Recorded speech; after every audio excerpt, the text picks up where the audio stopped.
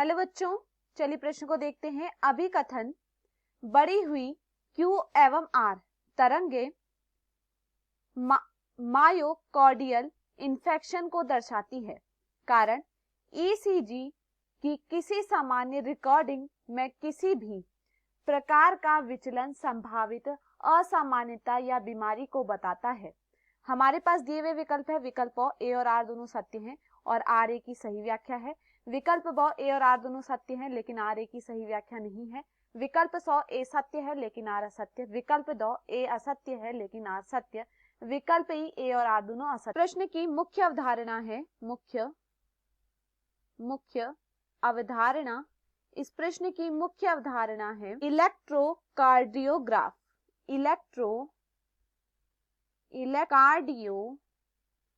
Cardiograph.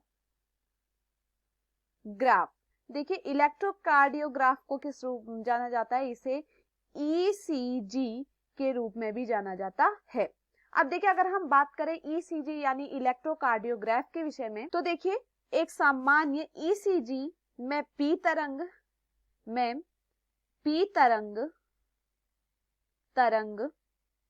एक Q तरंग, एक P तरंग, एक Q तरंग और एक T तरंग होती है। यहाँ पर क्या होती है?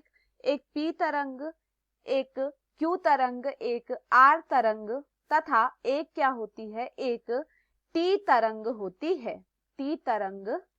होती है। तो देखिए, एक इलेक्ट्रोकार्डियोग्राफी में क्या होती है? यहाँ पर एक P तरंग, Q तरंग, R तरंग एवं T तरंग होती है।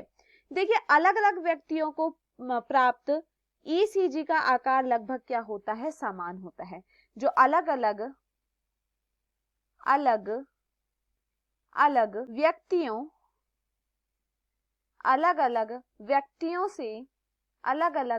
व्यक्तियों से प्राप्त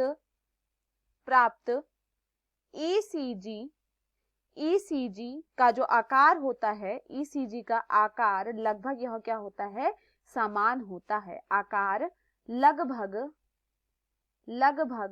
समान होता है और इस आकार में कोई भी विचलन संभावित असामान्यता और बीमारी को क्या है? यह दर्शाता है। अब देखिए, यह ECG क्या करती है? यह इस आकार में कोई भी अगर क्या हो, यहाँ पर यह जो आकार है, आकार में क्या हो? आकार में कोई भी विचलन, आकार में कोई भी विचलन संभावित असामान्यता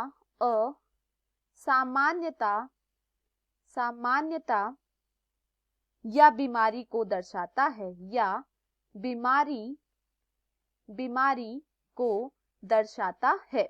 देखिए, यहाँ पर क्या देखने को मिलता है? यहाँ पर देखिए, जो इलेक्ट्रोकार्डियोग्राफ होता है, यहाँ पर क्या होती है? P, Q, R एवं T तरंग होती है। देखिए, जो अलग अलग व्यक्ति होती है उनसे जो प्राप्त ECG होती है उसका आकार लगभग क्या होता है? सभी का क्या होता है? समान होता है। अब देखिए, अगर क्या हो, आकार में कोई भी विचलन होता है, अगर आकार में कोई भी विचलन होता है तो वो क्या है? जो सामान्यता या बीमारी को वो क्या करेगा? दर्शाएगा। अब देखिए, अगर हम यहाँ पर क्या ले, एक उदाहरण लें। उदाहरण के तौर पर देखिए, अगर क्या हो, एक बड़ी हुई Q और R तरंग, Q और R तरंगे जो हैं, यह मायोकार्डियल रोग गलदन का संदेश देती है। यह क्या है? यह मायोकार्डियल इन्फेक्शन का यह क्या देती है? इन्फेक्शन का यह संकेत देती है। इन्फेक्शन का संकेत देती है। इन्फेक्शन का यह क्या देती है? संकेत देती है। अब देखिए, यहाँ पर जो P तरंग होती है, ये क्या है? इजाफा, अर्टेरिया का जो में इजाफा होता है उसे दर्शाता है। टी तरंग अगर क्या हो, यह सपाट होती है तो क्या होता है? जो हृदय की मांसपेशियां होती हैं, हृदय की मांसपेशियों को एथेरोस्क्लेरोटिक हृदय रोग के रूप में यहाँ पर यह दर्शाती है। तो देखिए यहाँ पर अभिकथन में क्या कहा गया था, बढ़ी हुई Q एवं R तरंगे माइकोकार्डियल इन्फेक्शन को दर्शाती है, तो यह यहाँ पर क्या है, बिल्कुल सही है।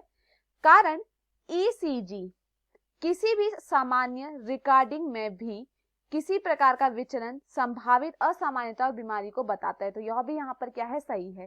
परंतु अगर हम यहाँ पर देखें, जो यह कारण है यह अभिकथन की सही से व्याख्या नहीं कर रहा है।